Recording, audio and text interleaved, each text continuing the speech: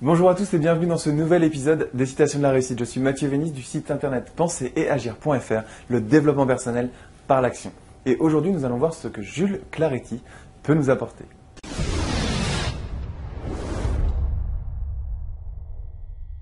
Alors Jules Claretti a dit « Tout homme qui dirige, qui fait quelque chose, a contre lui ceux qui voudraient faire la même chose.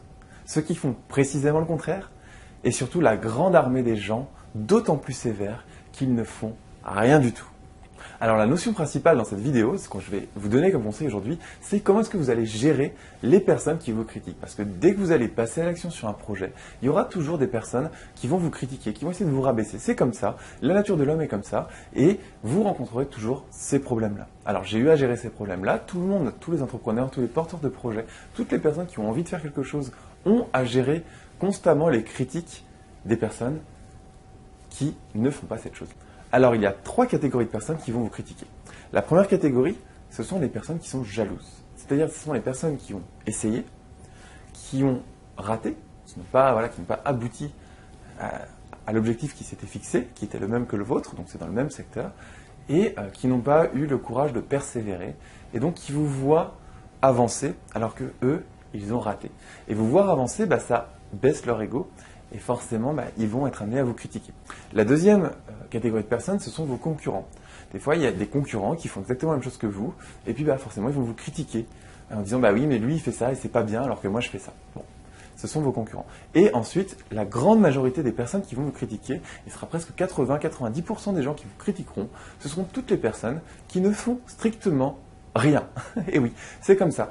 Vous avez des projets, vous avez envie d'avancer, et puis il y a une armée immense de personnes qui ne fait rien, qui n'a pas envie de s'améliorer, qui passe son temps à regarder la télé, qui est en mode un petit peu pilotage automatique et qui avance dans la vie en fonction des événements extérieurs qui leur arrivent, mais pas en fonction de ce qu'ils veulent vraiment faire, eux. Alors, ces 3 catégories de personnes, donc les personnes qui ont essayé mais qui n'ont pas réussi là où vous êtes en train de réussir, vos concurrents directs qui n'ont rien d'autre à faire que de vous critiquer plutôt que de proposer d'autres solutions. Et enfin, les personnes, alors toutes les personnes qui ne font rien et qui seront toujours là pour vous critiquer et pour vous rabaisser. Alors, comment est-ce que vous allez faire finalement pour filtrer ces critiques et pour vous dire, bon, cette critique-là, c'est une critique qui va être constructive et je vais la prendre pour mon projet. Et cette critique-là, par contre, c'est n'importe quoi. Ça ne fonctionne pas. Comment est-ce que vous allez faire pour gérer ces critiques? Eh bien, c'est très très simple. Vous avez donc différentes personnes qui vont venir vous parler. Déjà, essayez de les classer dans ces 3 catégories. Ensuite, lorsqu'une personne vous critique, essayez de voir tout simplement si elle emploie le mot « parce que ». Le mot « parce que », c'est le mot le plus important quand il y a une critique. Si une personne arrive et vous dit « ouais, de toute façon, ton projet, c'est nul, tu n'y arriveras pas ». Ouais. Ok, mais pourquoi? Tu n'y arriveras pas, tu n'y arriveras pas. Ok. Donc la personne n'a pas employé le mot « parce que ». Elle est juste là pour vous dire que vous n'y arriverez pas, mais elle n'a aucune idée de pourquoi vous n'y arriverez pas. Et de toute façon, elle est encore moins bien placée que vous, généralement, pour savoir pourquoi vous n'y arriverez pas. Donc si une personne vous critique, et vous verrez que ça arrive extrêmement souvent, et qu'elle n'emploie pas le mot « parce que », ça veut dire que sa critique ne sert strictement à rien. Si une personne veut vous critiquer et veut vous aider, elle doit employer le mot « parce que ». Tu n'y arriveras pas parce que ça et ça. Ah, d'accord. En effet, tu m'as donné des raisons. Ça c'est intéressant. Là, maintenant que tu me dis ça, je vais pouvoir modifier mon projet en fonction de tes critiques. Et merci. Et si tu en as d'autres, fais-les. Parce que les critiques négatives ou positives, c'est toujours très enrichissant quand elles sont justifiées.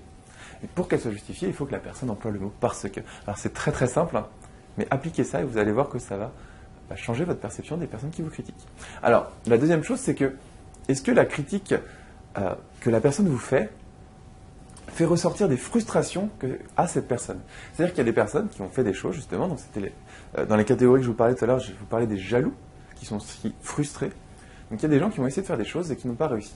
Et ils vous voient essayer de faire ces choses-là, et vous êtes en train d'avancer. Alors est-ce que ces personnes, quand elles vous disent « oui, mais tu n'y arriveras pas » ou « c'est une mauvaise idée » ou « il ne faut pas que tu partes par là, tu vas droit dans le mur », est-ce que cette personne-là n'aurait pas auparavant, finalement, essayé de faire quelque chose de similaire ou qui s'approchait de ce que vous étiez en train de faire, et qu'en fait sa critique, même lui n'en a pas forcément conscience. Peut-être qu'il a envie de vous aider en vous disant « mais fais attention ». Mais peut-être que cette critique-là fait aussi ressortir une frustration chez cette personne, et si vous arrivez à l'identifier, eh bien, vous avez gagné. Cette critique, finalement, ne sert pas à grand-chose. Vous pouvez utiliser l'expérience de la personne pour avancer, mais Si ça fait juste ressortir une frustration, c'est pas très intéressant. Enfin, troisièmement, qui est le pendant justement du point qu'on vient de voir juste avant, c'est est-ce que cette critique est constructive? Est-ce que la personne qui vous fait la critique emploie le mot par ce que, est-ce qu'elle vous donne des axes d'amélioration? Parce que si la personne vous dit que c'est nul, que votre projet est nul parce que c'est nul, bon bah là, le mot par ce que ne sert plus à grand chose parce que ça sert à rien de toute façon. La personne vous dit que c'est nul parce que c'est nul. Ok, mais donne-moi des axes d'amélioration si c'est nul. Si tu as pris le temps de me dire que mon projet n'était pas intéressant, dis-moi au moins comment l'améliorer, sinon ça sert à rien. Donc voilà, c'est fini pour cet épisode. Je vais vous redonner la citation de Carletti qui est très intéressante. Tout homme qui dirige, qui fait quelque chose, a contre lui tous ceux qui voudraient faire la même chose. Ceux qui font précisément le contraire, et surtout la grande armée des gens d'autant plus sévères qu'ils ne font rien du tout.